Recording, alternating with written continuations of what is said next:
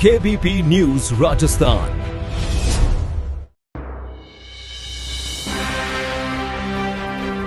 नमस्कार, आप देख रहे हैं केबीपी न्यूज राजस्थान। श्री गंगानगर में आयुर्वेद कार्यक्रम। आचार्य मनीष ने प्राकृतिक चिकित्सा और शुद्ध खानपान अपनाने पर दिया जोर।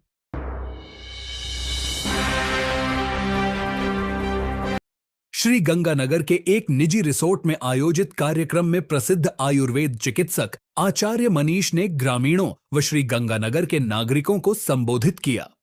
उन्होंने जीवन में आयुर्वेद, पंचकर्म और प्राकृतिक चिकित्सा पद्धति अपनाने की सलाह दी। आचार्य मनीष ने कहा कि आयुर्वेद का मुख्य उद्देश्य बीमारी का इलाज करने के साथ साथ स्वस्थ जीवन शैली अपनाकर बीमारियों से बचाना है। उन्होंने आहार में प्राकृतिक फल फ्रूट और शुद्ध खाद्य पदार्थों का अधिक से अधिक सेवन करने पर जोर दिया।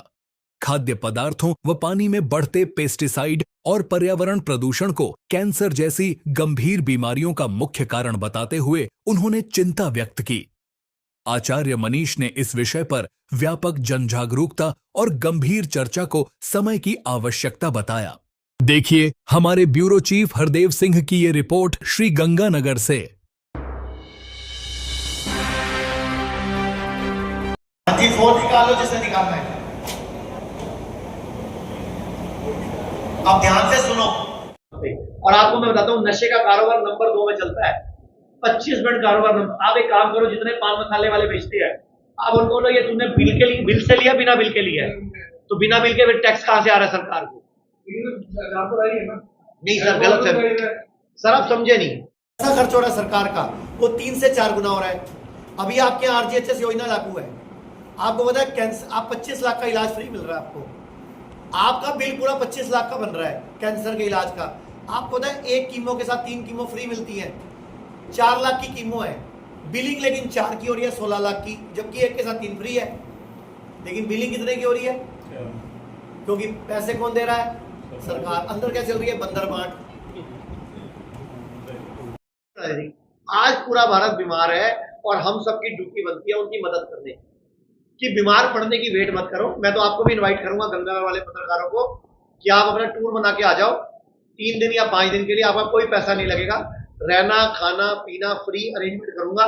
आप भजन लाल जी जो आपके हैं मुख्यमंत्री इस टाइम, आप सोचो वो आरजीएचएस का बेड़ा गर्क करने में लगे हुए हैं, मतलब उसको खत्म करने में लगे हुए हैं। पता नहीं किसने कान भरे होंगे, बस एक कहानी सुनाते रहेंगे।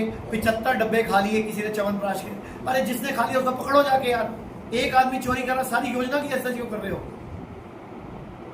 एक बंदे ने चोरी कर ली, उसको पकड़ो जाके। तो एलोपैथी में भी चोरी हो ही रही है सर। एलोपैथी में भी। अच्छा 75 डब्बे खा भी लिए, एक च्यवनप्राश का डब्बा 150 रुपए का है एलोपैथी में। होलसेल में। अगर 75 डब्बे खा भी लिए, कितने का खा गया होगा भाई?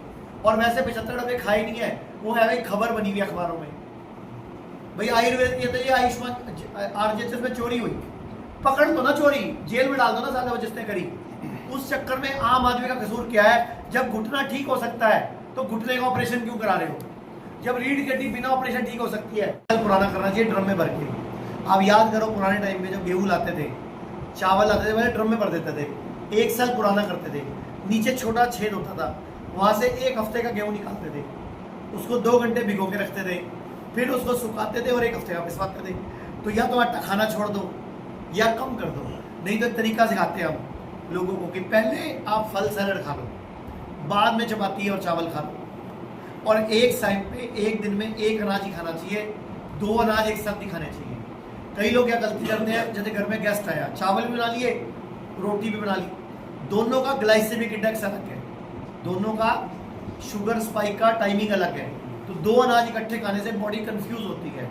अभी आप एक गलती और करते हो, 5-5 अनाज इकट्ठे करके उसकी आटा पिसवा लेते हो। नहीं भैया, मल्टीग्रेन कभी नहीं खाना। कभी रेयर कभी खाओ तो एक अलग बात है, रूटीन में खाओगे तो आपकी शुगर स्पाइक उल्टी सीधी होगी, क्योंकि आपकी बॉडी में अलग अलग अनाज है और हर अनाज का ग्लाइसेमिक इंडेक्स अलग है। एक और बात, आप सब पत्रकारों से एक रिक्वेस्ट है कि आपके हाथ में कलम की ताकत है। अभी हम राजस्थान में हैं, राजस्थान में एक स्कीम चलती है RGHS, Rajasthan government health scheme. Ashok Gehlot ji की सरकार ने इसमें आयुर्वेद शामिल किया था, लेकिन अब की सरकार इससे आयुर्वेद को खत्म कर रही है। तो आप कम से कम पीछे पड़ के उनको बोलो आयुर्वेद को खत्म क्यों कर रहे हो भाई, खाली एलोपैथी की योजना बना दोगे। देखिए, हम आज श्री गंगानगर राजस्थान में हैं और मैं सभी पत्रकार भाइयों के माध्यम से राजस्थान सरकार से अपील करना चाहता हूं कि राजस्थान में एक योजना चलती है RGHS, Rajasthan government health scheme, जिसमें आयुर्वेद को शामिल किया गया था, लेकिन अभी आयुर्वेद के ऊपर सरकार का रुझान कम है। तो हम रिक्वेस्ट करते हैं कि सरकार उसमें आयुर्वेद को पूर्ण रूपेण सही तरीके से शामिल करे। और एक आपके राजस्थान में चिरंजीवी योजना चलती है, जिसका नाम चिरंजीवी योजना है, लेकिन उसमें चिरंजीवी जीने वाली कोई बात नहीं है, आयुर्वेद शामिल नहीं है। तो हम आपसे रिक्वेस्ट करते हैं कि भारत सरकार से और राजस्थान सरकार से रिक्वेस्ट करा जाए कि चिरंजीवी योजना में भी आयुर्वेद को शामिल किया जाए, ताकि दुनिया का बिना ऑपरेशन, बिना सर्जरी, बिना ज़्यादा दवाइयों के, बिना साइड इफेक्ट वाला इलाज हो सके। और हमने जो आयुर्वेदा में रिसर्चेस करी हैं, मेरे राइट में डॉक्टर सत्यपाल छाबड़ा जो श्री गंगानगर के ही हैं, और मेरे लेफ्ट में डॉक्टर ई शर्मा जो भारत सरकार के आयुष एम्बेसडर रह चुके हैं मॉरिशस में, ये खड़े हैं। हम भारत सरकार को बहुत बार ज्ञापन दे चुके हैं, राजस्थान सरकार को भी, कि चिरंजीवी में ही शामिल करो, क्योंकि 10 में से 8 लोगों का घुटना बिना ऑपरेशन ठीक किया जा सकता है, 10 में से 6 लोगों के हार्ट की सर्जरी बचाई जा सकती है आयुर्वेद से, लगभग 10 में से 7 लेडीज का बच्चेदानी निकलने से पहले ही रसौली फाइब्रॉइड सिस्ट खत्म किया जा सकता है। और ये मैं नहीं बोल रहा, ये रिसर्चेज हो चुकी हैं। अगर बीपी की गोली कोई लगातार कई साल से खा रहा है तो डाइट बदलकर 10 में से 7 लोगों की गोली छूट सकती है। अगर कोई शुगर की गोली खा रहा है या इंसुलिन लगा रहा है तो 10 में से 8 लोगों की गोली पंचकर्मा के माध्यम से 15 से 30 दिन में छूट सकती है। तो अगर भारत सरकार पंचकर्मा को लागू कर देगा योजनाओं में, या राजस्थान सरकार लागू कर देगी, तो बहुत सारे लोगों की दवाइयों से मुक्ति मिल जाएगी और वो स्वस्थ हो जाएंगे। और एक मैं आपके माध्यम से रिक्वेस्ट करूंगा, लोगों को बोलिए कि सूरज डूबने के बाद खाना खाना बंद कर दें और हफ्ते में एक उपवास शुरू कर दें। बोलते हैं कि जो खाना आप सूरज डूबने से पहले खाते हो वो आप अपने लिए खाते हो, और जो खाना आप सूरज डूबने के बाद खाते हो वो आप हॉस्पिटलों का और डॉक्टरों का पेट भरने के लिए खाते हो। अब मर्जी है किसका पेट भर। घर में रोज झाड़ू लग रहा होता है, घर में रोज पोछा लग रहा होता है, घर में रोज सफाई हो रही होती है, फिर भी हम दीपावली पर देखते हैं एक्स्ट्रा कचरा निकलता है, गुरुपूरब से पहले एक्स्ट्रा कचरा निकलता है। क्यों? क्योंकि डीप क्लीनिंग नहीं हुई। ऐसे हम पॉटी रोज करते हैं, यूरिन रोज करते हैं, पसीना रोज आता है, लेकिन बॉडी में गंदगी जमा होती है, जिसको कि पंचकर्मा की मदद से वमन, विरेचन, बस्ती, नस्यम और रक्त मोक्षण से निकाला जा सकता है।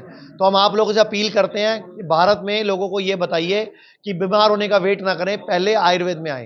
है ना, सूर्यास्त हो जाता है तो हमारी बॉडी का डाइजेस्टिव सिस्टम काम करना बंद कर देता है। उसके बाद हम जो भी खाते हैं वो हमारी बॉडी पचाती नहीं है, और जो हमारी बॉडी पचाती नहीं है वो हमारी आंतों में पड़ा हुआ सड़ता है, और यही बाद में बीमारियों का कारण बनता है। और हम देखिए, जैसे आचार्य जी ने बताया, कोई बीमारी रातों रात नहीं आती है। बीमार पड़ने के लिए मेहनत करनी पड़ती है, बीमारी कमानी पड़ती है ना, बहुत ज़्यादा स्ट्रेस लेना, रॉन्ग ईटिंग हैबिट्स हैं, लेट नाइट तक जागना, और धीरे धीरे बॉडी में टॉक्सिन्स जमा होते हैं जो कई वर्षों के बाद में बीमारी लेकर आते हैं।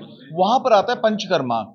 पंचकर्मा बोलता है कि समय समय पर शरीर में इकट्ठे हो रहे टॉक्सिन्स को निकालते रहो, आप इन फर्स्ट प्लेस बीमारी नहीं पड़ोगे, क्योंकि किसी भी नॉन कम्युनिकेबल डिजीज का कोई क्योर अवेलेबल नहीं है, सबका सप्रेशन है। तो पंचकर्मा रेगुलर कराइए, प्री एक्सपोजर या पोस्ट एक्सपोजर, बीमार पड़ने से पहले या बाद में। पंचकर्मा जैसा भी आपने वीडियो में भी देखा डॉक्टर नरेश रेहन को, पंचकर्मा से इफेक्टिव डिटॉक्सिफिकेशन कोई नहीं है। पूरे इंडिया को ये करवाना ही चाहिए बहुत रेगुलर। जैसे आप